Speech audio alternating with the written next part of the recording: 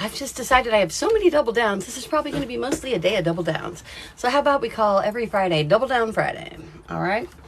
Linda K. Gifford here, survivor of 7 years of childhood grooming and sexual assault, not abuse. I was assaulted, and so were you if you're a CSA survivor, or God forbid a victim, because we don't want you to be a victim.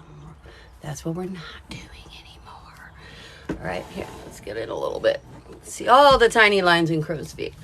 Okay, so double down day. I am not body shaming. I wrote these notes. Not body shaming, no forgiveness, don't marry your abuser, don't trade your daughter for a cow. Yeah, okay. I really do want to talk about that. Teens and 20-somethings. Gross. Be a fucking grown-up. Great sex life is not about quantity. Just reading my notes to you. Sex does not equal intimacy or love. These are the things I think after looking through my live streams and looking through my comments and having discussions with people that I coach. Friday's kind of a summary of everything, my double downs, and 2 things that one may not agree with, but you're wrong. And also, congratulations, Judge Ketanji Brown Jackson. Yeah, I am so pleased to get a woman of your stature. I don't give a goddamn what color you are, but it's also nice that you're the first black woman. I don't like these terms, black and white. Have you ever met someone that's black? My old drummer, he's pretty dark, but it's still not black, more espresso, you know? And me, there's another double down. I don't know why people get on here and talk about makeup, but I don't wear makeup. I do wear L'Oreal Illuminator, and my skin is actually way whiter. The Illuminator kind of gives it a little bit of a... So I'm sorry. I'm happy to be. So what about color? I'm glad we have a black woman justice, but mostly I'm glad we have such an sophisticated, enlightened, and educated and experienced individual on the Supreme Court.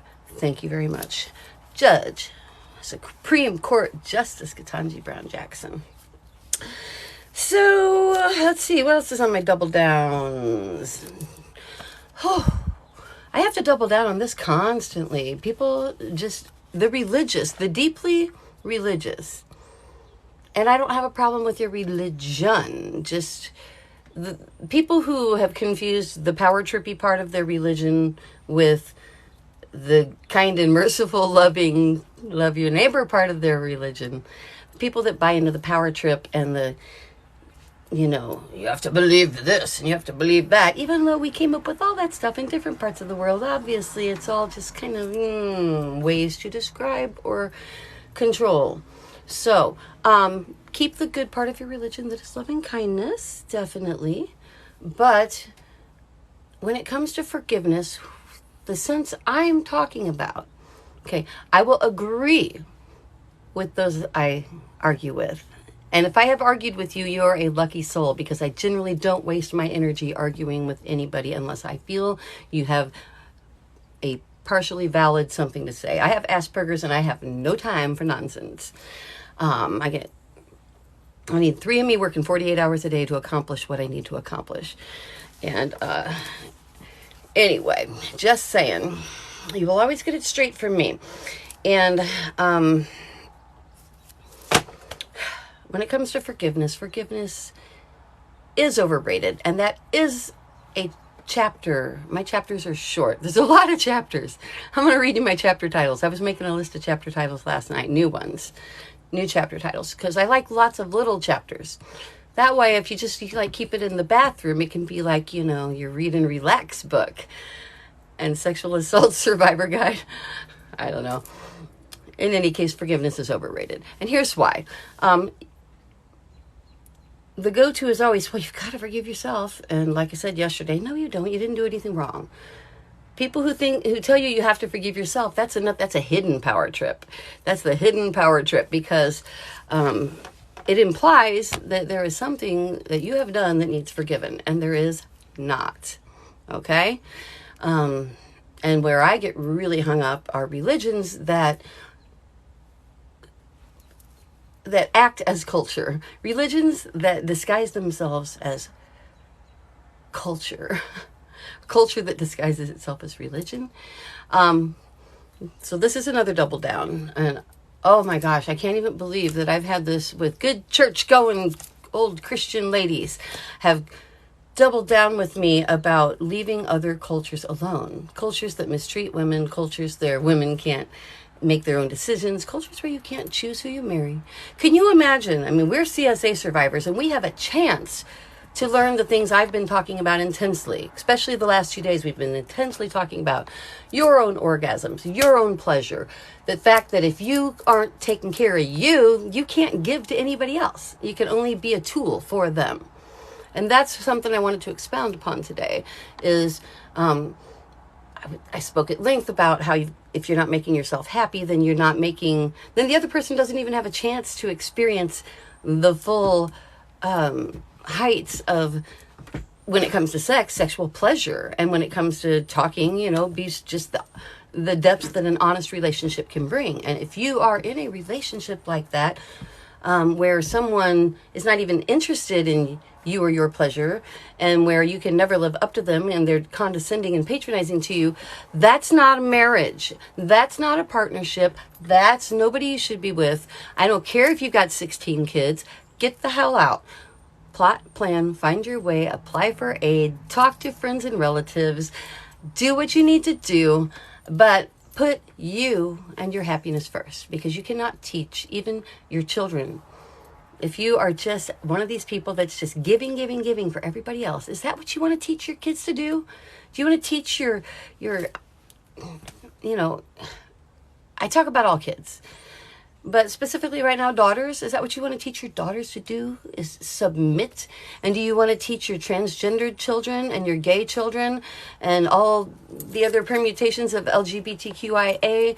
Do you want to tell them that they have to submit to some societal norm or to another person? No. So why in the world are you calling yourself a Christian, Muslim, Jew, whatever, any monotheistic religion that believes that people and humanity matters, right? How can you sit there and argue with me that a culture that allows a man to marry his stepdaughter in addition to her mother, and whoever the goddamn he wants to, a culture that allows you to set your wife on fire if she displeases you, in the back villages of Pakistan, it wasn't that long ago that a couple was tied by the neck to a tree for adultery and stoned to death. Nobody cares. There's a sign when you're leaving Islamabad. There's a sign right at the edge of town that says, basically, there ain't no cops past here in Urdu. So, most of the world, women are disparaged against, including America. And everyone from other women to the freaking Uber driver in St. Louis, I was staying at this really nice, I recommend it, what was it? The Clayton Regency in St. Louis for 3 nights to visit a friend and go see their show and just spend some time, a getaway with my partner.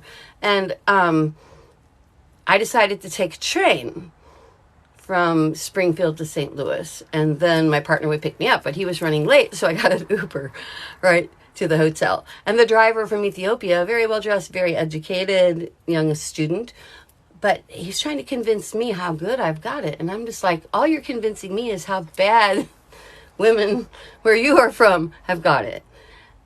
And that pisses me off. I don't like people having it bad. I don't like anyone having it bad. And I especially don't like women having it bad. So don't accept other people's culture if that culture marginalizes women. So there you go. Now we are tasked with changing the whole goddamn world. Okay? Are you with me? And yes, we can. Yes, we can. To the Debbie Downer that already told me, you can't change the world. Not in your lifetime. And I'm like, I can change my part of it. I can change my part of it. And if I can't change my part of it, I will be happy to scream from my soapbox because it makes me feel better. That's the E in my SPADES program, educate and advocate. I do it to change the world, but I do it to take it out of me. So back on to kind of a nitty gritty, what we've been talking about endlessly. We started with the S. We're doing a whole week on each letter. The first week, it was like half a week, was the shame is not yours. But that each letter weaves into every other one because they all go together. It's like a bing, bing, bing pile on progression. It's like a pyramid, right? So you're going to start with the base of the pyramid. The shame is not yours, right? You're going to tell yourself that anytime you need to for the rest of your life. You're going to be your own cheerleader. And if you're a person who doesn't think talking to yourself is a good thing, I may not be the coach for you, because talk to myself all the time. I cheerlead myself. I had alters that took over, not frequently, only in severe times of, abuse. Little girl took over when I was having to take the sexual assaults, and rage took over when little girl cried and cried until she was going to freaking die and hid somewhere, and rage told her to get on her feet and go be perfect and not tell anyone, and that you can kill him someday. All right, so I had these two voices going all the time when I needed them, and none of the time when I didn't. So by compartmentalizing these two alternate personalities, I saved myself. And that is a good thing, medically speaking. But as an adult, it does not serve me anymore. Or it didn't until I learned to shift it. And this is kind of what my whole book deal is. Not my whole book deal. A big part of what my program has turned into, because it was just getting my thoughts out. At first, it was just punishing my assaulter. I just wanted it to get around my hometown that I just wanted to say, this happened. Instead of confessing what I did, I wanted to blame my accuser, because the shame is not mine, and that was my first step, putting this out there. I blacked out. I freaked out. I met Rage, my second alter. I met Little Girl 20 years ago. I talk all about that in other ones, so go back if you want to, and all of these are on YouTube. There's like over 80 and 5 more a week on YouTube, plus a bunch of TikToks, shorts that I take out of it. If you don't have time and you want the Reader's Digest edition, it's on TikTok. But anyway,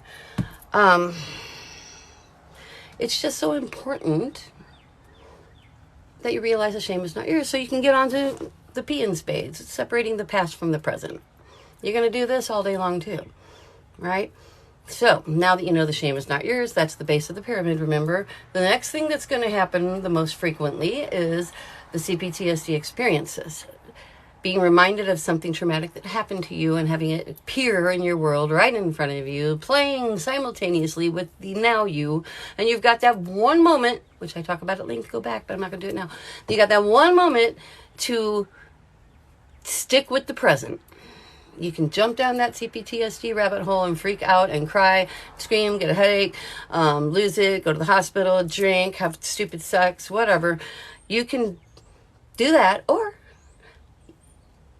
you recognize it now, because once you do the trauma-focused cognitive behavioral therapy I'm always talking about, you're going to be able to make a conscious thought. First, you're going to be overwhelmed every time. That's why we're always survivors and we never graduate, because you're always going to be overwhelmed. Not overwhelmed. Take that back. Reverse that. That's Willy Wonka would say. You're always going to be first aware of the sight, smell, sensation kind of part of your memory. And usually that goes full-blown PTSD. But once you practice my little techniques that are really easy once you get used to it, that's going to just become, my name is Linda Gifford. It's 2022. I'm looking through my blinds out my street. There's a bird. The beautiful tree is blossoming. I am back in reality. I'm just thinking about the past, right? Because now I got a memory. That TFCPT made a memory. And I'm going to choose to access the memory instead of the rabbit hole. So you can jump down the rabbit hole, or you can choose the memory. And if you want to hear more about that, go back over the last couple of days and intensively the last week. On YouTube, it's Linda K. Surviving in Spades. Because that ended up being the name of my program. Just because spades jumped out at me, and I like spades is living in abundance. Things in spades, if it comes in spades, it comes in abundance. And I like the idea of abundance, So we've been talking a lot. Again, this is don't wait to be okay. Don't wait to feel okay to be okay. Meaning you're always a survivor. You're never going to be normal, but you're not normal. You're a normal CSA survivor. Welcome to the club nobody wanted to be in. But here we are nonetheless. And aren't we nice people, right? So don't put up with bullshit. You're a nice person. You don't have to live for somebody else. Go get your orgasm. Go have a relationship that involves real intimacy. But there's only one way to do that, right? And it's a great way. Don't be scared. It's a great way. You have to learn that sex and intimacy do go hand in hand. But sex and intimacy, I would say most of the time, are not being accepted hand in hand. People are taking sex when they want intimacy. Don't confuse the two. I'm having a drink of my coffee. And no, I don't buy the expensive bottles. My kid's friend does. I make my own. It is Starbucks, though, or Pete's Espresso blend. And then I fill them. Because, no, I'm on a budget. I run the Sweet Survivor Rescue Fund. I can barely keep a roof over my own head, especially with the broken foot thing going on. So the last thing I'm going to do is buy expensive coffee. That's a double down that I, on Double Down Friday, because someone... not on here, just a friend was like, well, you're drinking all that expensive coffee. I'm like, no, I am not. You know me better than that. I save wrapping paper for next year. Come on. Okay. Are we refreshed? So, I was also told to tone it down. Not a chance. Not going to happen. So, sex does not equal intimacy or love. A great sex life is not about quantity. That being said, have a lot of sex all the time. If you're not having some kind of quantity with your partner, and this is a gender non-exclusive statement, I don't care what's in your pants or your partner's pants, whether either of you likes to wear dresses or not. I don't care. This is partner, okay? Sex comes in a lot of forms, as we all know. Intimacy comes in a lot of forms.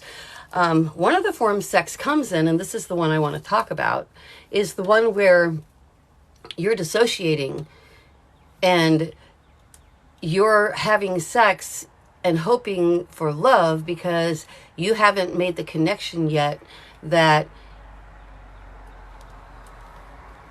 You haven't made the connection yet. I didn't. Let me use me. I've been married and divorced 3 times. I thought I had good sex. I think they thought we had good sex. Not to speak for anybody. But it wasn't until I discovered actually being drawn to someone chemically, physically, like the sound of his voice, we'll say for our purposes, the sound of their voice, the sound of the smell, not even a smell, but just like the pheromone that surrounds them, the desire. Somebody finally awakened desire in me that made me want to be physical with them. And I suddenly realized something I never knew before. And this just happened within the last 2 years. I suddenly realized that there's a difference between physically wanting to have sex and wanting to have sex physically. I don't think I put that very well. Most people I talk, now that I've thought of this, now that I've started writing about it, and I run all this by real survivors, you guys online. And I hook up with people. No, I don't hook up with people that did not come out right. I am loyal. I love my partner so much. I have a forever partner. And it's because of that. I wanted them. For the first time, I didn't want to make them want me. I wanted them. Likewise, I was very glad they also wanted me. But that was all kind of a natural process. And then I realized that's what we are missing. That's what we don't know exists, is falling we'll call it, for the sake of not being mushy, lust with somebody. So when when the first time you have sex, it's raped out of you, then sex becomes something that you associate. I know, you think you're healthy if you're properly associating it within a relationship. Well, sex is expected of me, and you know what? This isn't even bad. I even don't mind this. It's actually kind of like it, whatever. But until you have that drawn to chemical thing, you don't know you're missing it. And that's something that I have identified personally. I am not a doctor. I just play one on TikTok. No, actually, I'm just a CSA survivor. Many, many years, 7 years of this grooming, and 3 of it raping. And as I've said before, without getting into the nitty gritty of being shared and drugged and manipulated as a child, also remember, I'm going to throw in here, don't turn your partner into your counselor or your therapist, because you're going to give them PTSD too. I don't want my partner thinking about every horrible thing that was done to me. I just want him to know that horrible things were done to me. And end of story, unless there's a need to know. Because my partner deserves to have joy and passion too, and I'm not hiding it. He knows exactly what. We even have a keyword that's only happened, it's only happened to me twice, that I had an actual CPTSD, like a flood of a memory, and then remembered that I was really happy, and actually felt amazingly good, because I don't do things I don't like anymore. And sex to me, and to most CSA survivors I think that I've talked to, and I do want to make a proper study of this, but you think you're good at it if you can do it at all, and you don't realize what you're missing until you've got it. And when you've got it, you go, oh god damn, I spent decades. No offense to my exes, there wasn't enough of me to give them, right? So I played the game, and I've played it pretty well, and I even enjoyed it. But I enjoyed it with the people that I played it with. But what I see is a dissociation that generally right after a person gets away from their assaulter, if they're like a teen, they will become promiscuous, or an adolescent or teen, and that's very common, becoming what looks like promiscuous. That's a label that other people give it, not me, okay? What you're doing is dissociating. So if you're in a pattern of just sleeping with people that you don't know very well, that you haven't even developed a chemical attraction for, except in the sense that you want sex, think about it. Are you wanting to have a relationship that involves sex? Or are you wanting to have sex because you're in a relationship that you're involved in? That's a better way to put it. This time, for the first time, I wanted to have sex because my relationship evolved to the point that I couldn't not. I'm like, please have sex with me. Please fuck me. That's where I was at. I think I even said those exact words. And that was like liberating. I want that for you. So yes, here's another double down to the people who call me. I get this a lot. You're just a drunken slut. I'm like, I just want to set the record straight. I am not a slut. And that's all I'm going to say on that one. But anyway, no one's a slut. If you choose to have a bunch of sex with a bunch of people and that's your choice, okay. I just want to make sure you're examining why you do it. Make sure that it's really a conscious choice that brings you joy and emotional peace, and that it's not because you're dissociating or being led down a path or making money. If it's for profit, you need to stop it. If they have to pay, it's not okay. You had to be there. Okay.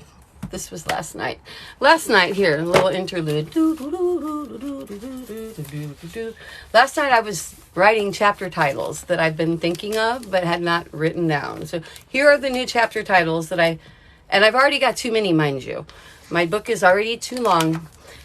So I thought I should write some more, because that's how I am. Surprise. Save yourself first. Little bitches in your hometown. That's actually a chapter now. Little bitches. What to do about little bitches in your hometown. It's a chapter of my book, Self-Talk, My Continuing Efforts to Survive Childhood Sexual Assault. And I tried to read some to you, and I got banned. I got banned when I tried to read from my book, and I didn't think it was very explicit. But evidently, you're not allowed to talk about being sexually assaulted because, heavens, we can call the men we fuck daddy, and we can call the girls we fuck little girl, and we can dress preschoolers in the equivalent of sexy clothes if they were on an adult, but call it cute because it's on a kid. We can do all these things in society. We can, 40, 50, 60-year-olds can legally have sex with 18-year-olds, and other people just think they're cool, in certain circles at least. We can do that, but we can't talk about what happened to us. And might I add, if you're a 30-something, 40-something, even a 20-something man who thinks it's okay to have sex with a teenager, get a freaking life, okay? You're a perv. We've walked the 20-something line, and that's something I do want to discuss with other people. And when I say discuss, I mean I'm going to try to convince you that I'm right, because that's what I do. But the fact that I'm willing to discuss it at all means that there is a little tiny bit of play in the wheel, maybe, that I will attempt to be understanding. Oh, another double down. No, I don't think I'm a star. That's not why I have a starlight. I have a starlight because I'm pretty poor, and I gave my kid like an expensive big ring light, and he is actually one of the Fortnite champions of the world, because there's 33 divisions and he won North American Eastern. But that's the like $10 light that I stole from him, that because he doesn't use it, and it's the one in the house. So that's why I use a starlight, but I do kind of like it. I don't want to be a star. I just want to raise money for the Sweet Survivor Rescue Fund, and I just want you to, have a life that includes joy and orgasms, and for the right reasons, Is there really a wrong reason to have an orgasm? I guess if you are a person who had orgasms while being sexually assaulted, I was not. I hear that is a thing. So if you are, by all means, I take the humor out of what I just said and say, also perfectly normal. You are human. You experience things. It doesn't make you guilty if it wasn't horrible. I was violently raped and assaulted the first time I had intercourse, actually. But it wasn't even by the guy that had been grooming me for years. It was by his, and oral, having me do oral and drugging and drinking and oral sex. It was a friend of his who came through town for one night, raped and sodomized me as 14-year-old, and then split. And I have Linda Gifford. It's 2022. See? Boom. I could have split right there. The past just came on me. Boom. It works. Okay. Whew. Get my focus back. Trying to think of why I was saying that. I was having a CPTSD moment. I get them all the time, but I also push them away all the time. That's what I was saying. I just think that women, I'm going to double down again. Yes. Another double down. It's Double Down Friday. And someone challenged me on this after I said it yesterday. Women, mothers, sisters, grandmothers, we contribute greatly to the fact that men think that young girls are fuckable. Young girls are fuckable to older men because we make them that way. We allow it. We allow it in society. We allow, do you remember wanting to look sexy before you knew what a penis and a vagina, or two penises or two vagina, whatever your combo is, what they did together? You didn't have a clue, but you knew you wanted breasts. You knew that you were supposed to have breasts, at least. You knew you wanted to be sexy before you had a clue what sex was. You didn't know what sexy led to when people around you were accepting, including you, Mom, accepting. And I had a wonderful mother, but still, our society accepts the sexualization of children. And then we're so surprised when people harm them sexually. Get a fucking clue. Okay. I'm supposed to curse less. I'm sorry I cursed. I'm not sorry. You knew that was coming. I didn't even know it was coming, but it had to come. It just had to come. Yeah. I do these to help you, and because it's also I'm at the final stages of my book, which means actually putting piles and piles of writings into some kind of order that makes some kind of sense. And so I decided that live streaming 5 days a week like this would allow me to separate chunks. And so thank you for being here with me. Thank you. I never look at this. 21 from Nebraska. Hello. Positive vibes only. Yes. Thank you. Hi, Lisa King. Positive vibes only. I need that too right now. I was so stressed. I went to the doctor and got medicine the other day, and don't be afraid of that either. I am 100% against antidepressants overall, except for maybe short term, whatever. I'm not a doctor. Never stop taking something like that. That's dangerous if you're on it without discussing it with someone. But just make sure that you're not misdiagnosed. Make sure that you're that they're giving you an antidepressant for depression, because most CSA survivors I talk to are not depressed. Well, actually, that's not true. The ones that I stopped seeing are depressed. Does that sound mean? The deal is there are 3 kinds of people. There's a billion kinds of people. You know what my grandpa used to say, and this is terrible. He'd say, "Don't take all kinds, we just got all kinds." I'm like, Grandpa, that's a horrendous thing to say. That's a horrendous thing to say. On the other hand, I suppose it is what it is. We all evolved, but we could just focus on the we got all kinds part. So that should be beautiful and wonderful. But for the purposes of my explanation, there are 3 types of people. There is the person, the CSA survivor, that is always living in the past. They're always angry. And they are depressed and sad, and they freak out, and they jump down the rabbit hole all the time. They'll end up on heavy meds. They'll end up having partners that either leave them or are not satisfied because they have been turned into a caretaker, and no partner wants to be turned into a caretaker. They want to work with you to awaken your passion. They don't want to freaking have to deal with your lack of it. So if you're never ever willing to move past that point, and if I'm not getting through, I'm not mad at you. It's just that I am failing. I can accept failure and move on from those people. Then there are the people in the middle, and that's almost everyone I talk to is somewhere they're in the middle, but they're looking this way. They're looking that way, right? So if you're in the middle, you're at the point where you know that what happened to you happened to you. And oh, you know what? Right here. With notes. With freaking notes, right? Pages. Oh, my little baby there. That's actually Willie's first picture. Yes, when I read What Happened to You by Dr. Bruce D. Perry and Oprah Winfrey, I was like, oh my God. The first book that changed my life was The Courage to Heal. The Courage to Heal, I highly recommend that you go out, because it's kind of a Bible for CSA survivors. This is right there on my Bible shelf now. What Happened to You will, and you don't have to be a CSA survivor. I think everyone in the world, this should be required reading, translated into every language. I've talked about why before, and I'm not going to go there now, so I just wanted to give it a shout out. Oprah Winfrey, Dr. Bruce Perry, thank you very much for your insight. And what it did for me is it validated a whole bunch of stuff I'd already written. Like, to see a doctor saying all the stuff that I'm already saying and have been for 2 years in live streams made me feel validated, because I'm pulling it out of my ass.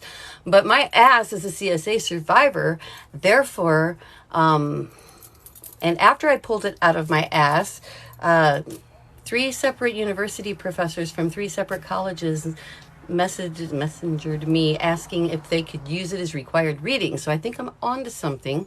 And the first 7 chapters are pinned on my Facebook page by the same name, Linda K. Survives. It started out Linda K. Gifford. But my son said, you need to be a brand. And I'm like, oh, what? because I'm old people. But now I'm Linda K. Survives, because surviving is a process. Have I said that before? I think I have. Okay. You know what? I'm getting like a headache. This is not a headache, but it's like pulling hairs right here all of a sudden. Okay. My hair's still wet. All right. There we go. There we go. All right. So, I think, where was I at? Oh, I was reading titles of my book, or my chapters. Don't trade your daughter for a cow. That's a chapter of my book. It's already written too. Don't trade your daughter for a cow. You know, wouldn't you think that would just go without saying? Wouldn't you? But no, it's not. It's not. And actually, the woman, the Maasai tribe woman who was interviewed, that I got that from, that I titled after I talked about it once before a long time ago, she was interviewed, and she felt sorry for us because we don't have sister wives, right? And her explanation, like, made me cry, right? Her explanation was, well, at 14, she was given to a much older man, someone I'm assuming sounds like, late 30s kind of deal. He takes her out to the middle of nowhere in the forest to their hut, their home, and then she's all alone. And when he's there, she gets raped, then she drops babies. He comes home with a second wife, and she's thrilled. Now she's not alone, and someone else can have some of those babies, right? And then they were both thrilled. She said, I'm bullet pointing. This is the Reader's Digest version for sure. More like the Cliff Notes.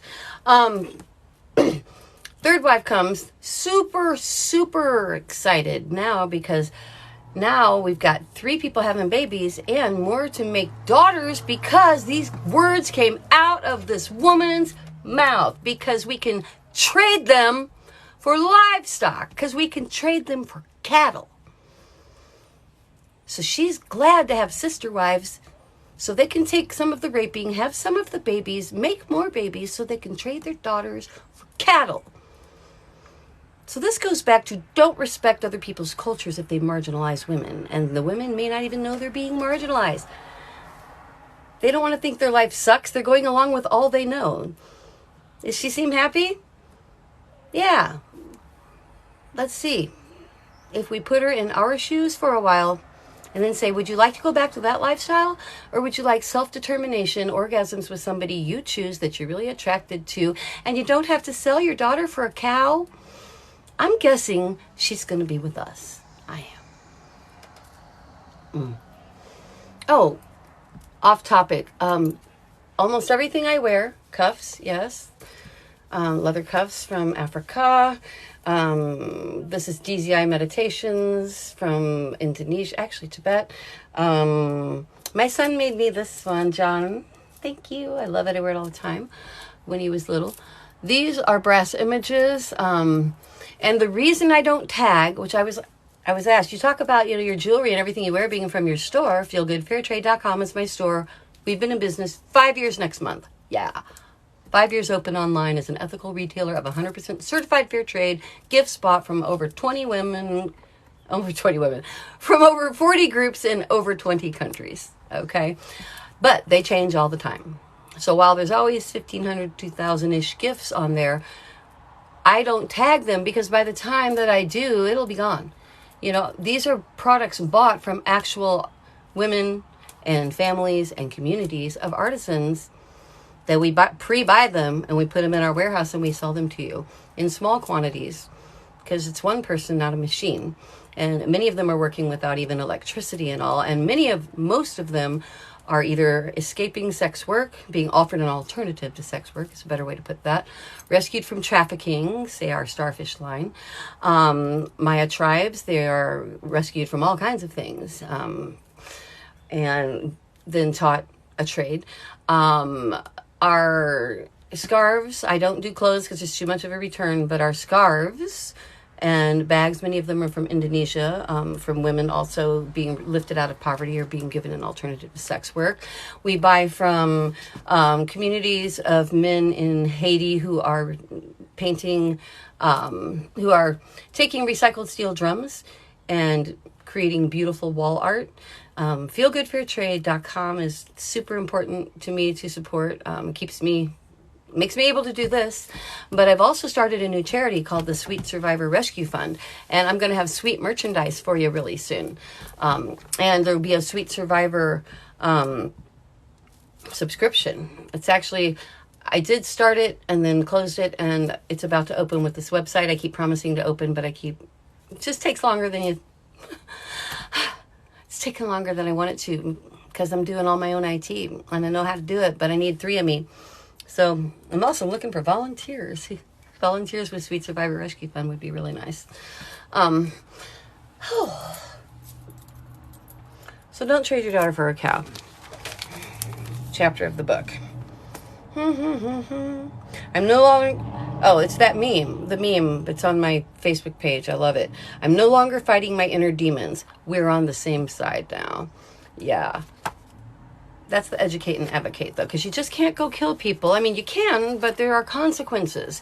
And while I always say you don't need forgiveness, and you're unlikely to move forward without any hate at all or any bad feelings, and if someone tells you you have to, tell them to buzz off. Buzz not being my first choice of words. But all you have to do is choose joy. Choose happiness. Choose to make life better for other people. Whether you are open and tell what happened to you to other people or not,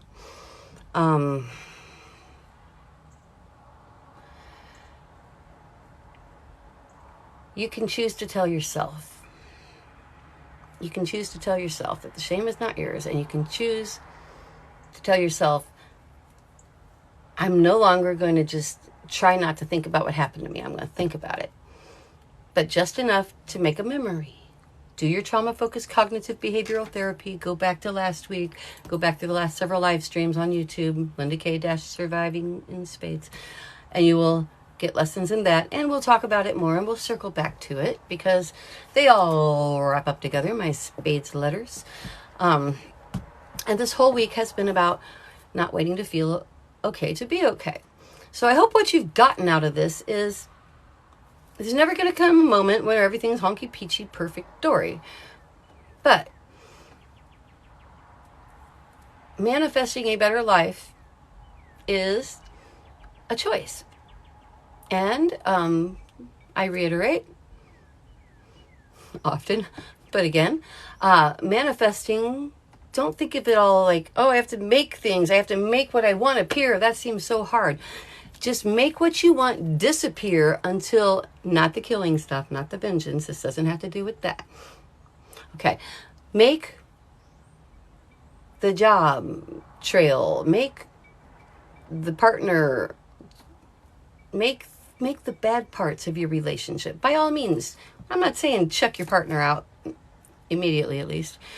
I'm saying be honest and say, I matter.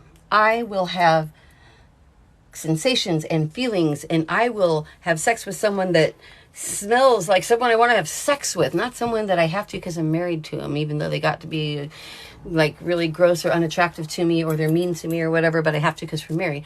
Don't be that person, and don't even voluntarily just go out and have sex. I mean, you do you, okay? It's very directive of me, isn't it? But that's kind of what I'm doing. If I were you, then I would not disrespect myself in that way. I would consider it disrespectful, at least, if I were just having sex with anybody and not being fulfilled. If having sex with anybody gives you screaming orgasms, you're super happy, it doesn't complicate your life, and you're not looking for love, fine. But the only way you can find love is to, the old cliche, don't look.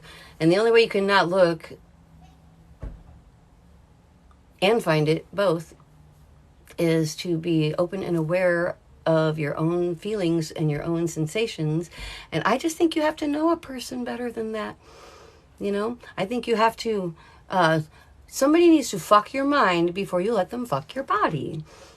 Can we put that on a bumper sticker? I bet I get banned. Am I going to get banned? But it's true. It's true.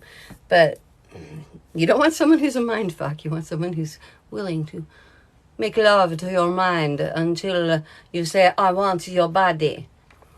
And you mean it. Mean it. All right. I do want to see if there was anything else I wanted to talk about today. Let's see. I think we talked about not trading your daughter for a cow. Teens and 20-somethings. I still think it's pretty ick. I have 24 and 25-year-old sons, and neither one of them would dream of sleeping with a teenager, because there's a huge difference in those few years of living off of somebody else and living on your own. And everyone needs those years, I think. So I am going to continue lumping 20-somethings in loosely. Okay? I'll give you some 18, 19, 20 leeway. But 29, 17, whatever. Basically, if you want to have sex with children, there's something wrong with you. And if you don't think that a 16 or 17-year-old is a child, you are wrong. And that's the problem. They don't look like children in the boob sense, you know, and some men and don't say that. Some people try to base a person's fuckability on their physique. And that's not fair, because emotional development, I mean, I know girls that had reasonably sized breasts, bigger than some adults I know, when they were 14 years old, you know. And it's not fair to make someone a target because they have breasts. It's just not. You can't target a child and call them an adult because they have breasts, and because we've sexualized them into dressing in such a way that we feel is provocative. Oh, and that's something I needed to clarify too. I am not body shaming. This came up. I think it's perfectly acceptable to wear next to nothing in occasions where it's appropriate. Swimming, volleyball, whatever. So I'm not talking about the amount of skin showing when I say dress your child appropriately. I'm not saying, you know, everyone in a burqa. You know, no.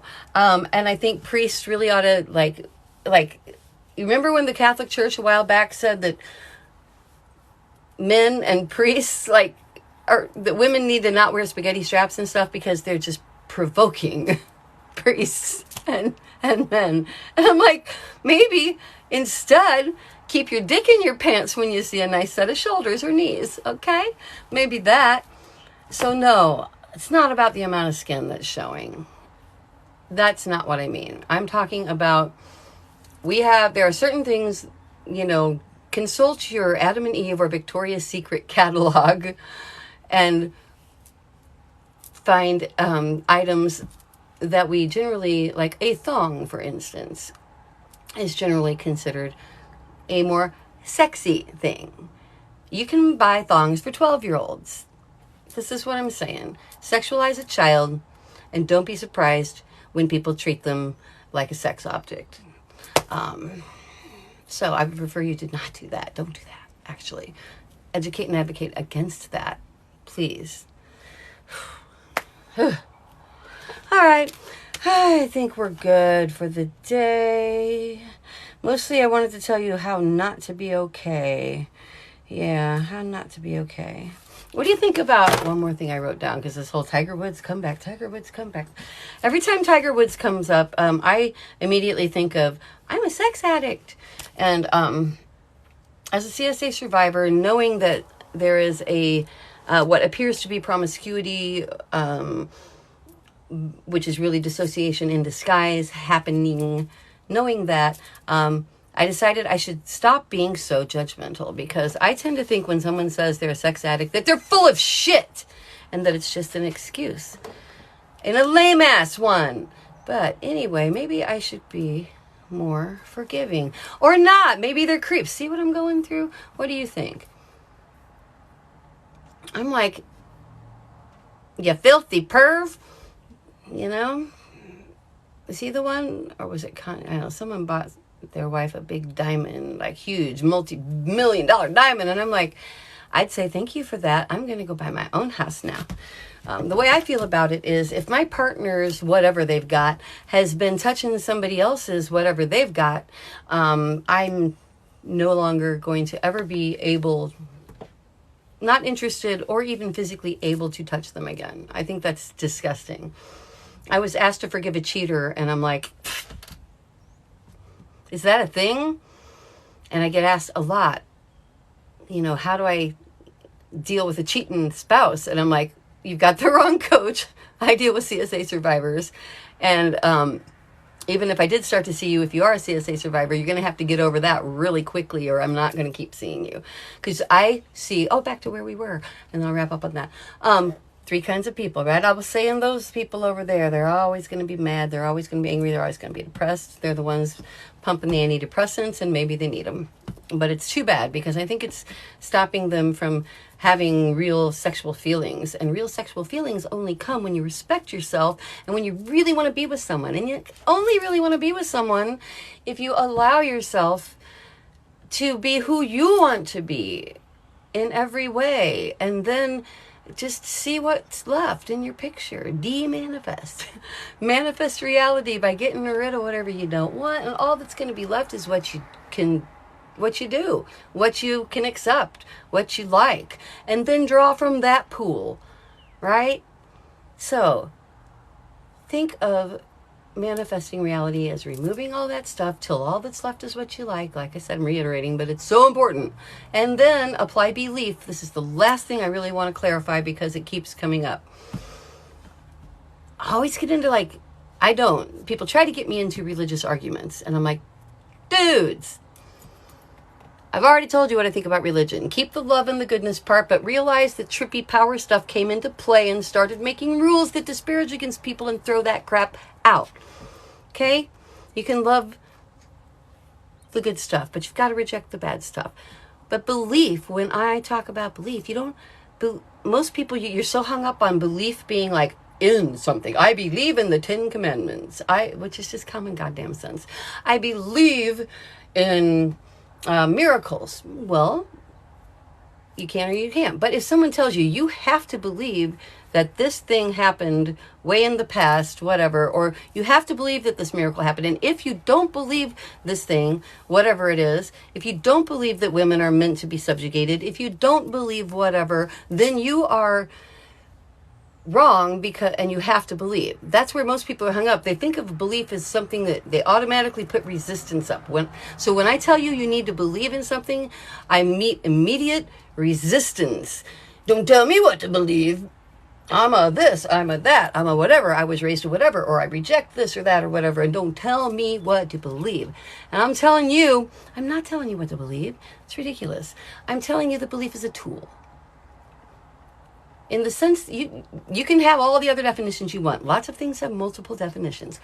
For me, and for our purposes, know that belief is a tool that you utilize to get where you want to be. Final word. Where you want to be is not always, in fact, it's not often. In fact, it is seldom visible. Seldom is the place you want to be visible.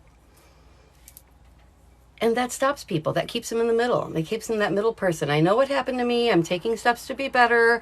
I'm not totally destroying my life. I'm capable of having relationships, but I'm not changing. I'm not seeking more joy. I'm not seeking a job or a relationship that really brings me joy. And I'm not educating and advocating. I'm comfortable in the middle. I'm not totally happy, but I'm just comfortable in the middle, okay? This is the place I'm going to edge you out of, okay? I want to edge you to joy and action, because the people that I'm going to hang out with need to be taking action.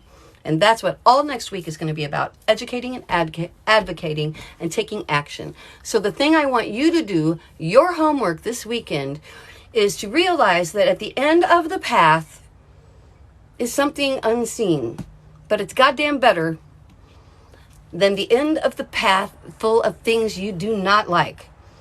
So kick the shit off your path and out of your picture and out of your vision for the future that does not fit your ultimate, this is what I want. You may not get it all, but you'll at least head in the right direction where there's more joy on the path. And I'd rather die trying than not take the steps down the path towards something better. So if you are that person, come back.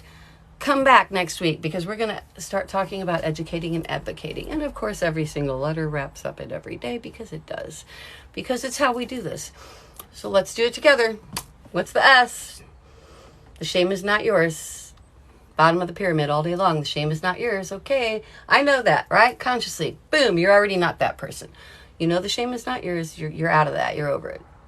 Boom. Uh-oh. I have CPTSD. I know consciously what is right and wrong and where my guilt does and does not lie. But I am having trouble with CPTSD, or separating the past from the present. So boom, we're going to use all my techniques that we talk about in the whole week on this and separate the past from the present, right? So, now that I've done that, I want to head in the direction of joy. So joy is at the top of the pyramid. So it's like ask for what you want. There's the A, right? You're moving up the pyramid. Now you're going to continue always knowing the shame is not yours, and you're going to continue separating the past from the present, because you have to. That's our cross to bear.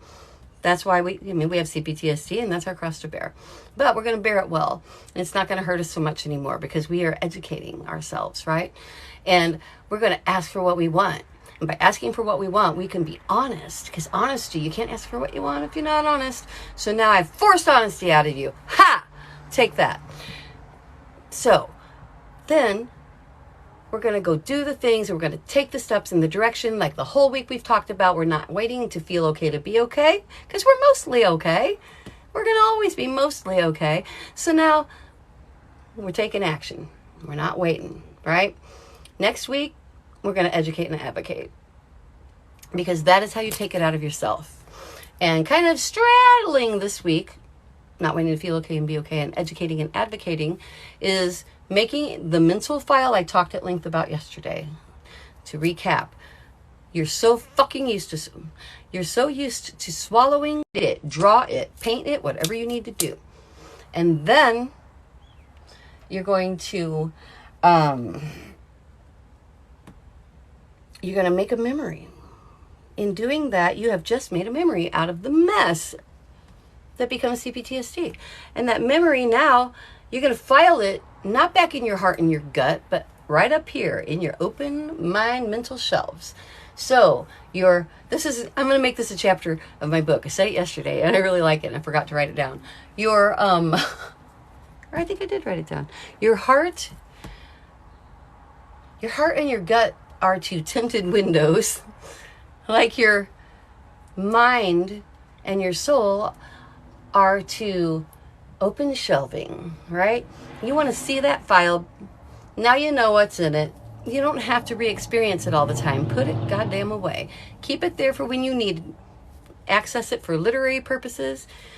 Access it when you're starting to have a CPTSD event and say, oh, wait, that's something that happened to me in the past. I'm Linda Gifford. It's 2022 and I'm a CSA survivor and I'm working on getting over that. And look, I'm not having an event now because I just talked myself out of it, right? So we're going to work harder on the mental file next week. And I'm even going to make one. This was suggested to me.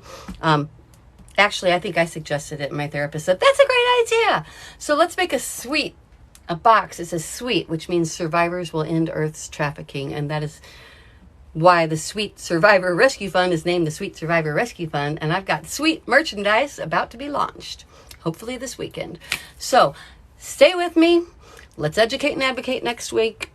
And for God's sake, go have an orgasm this weekend, okay? A real one.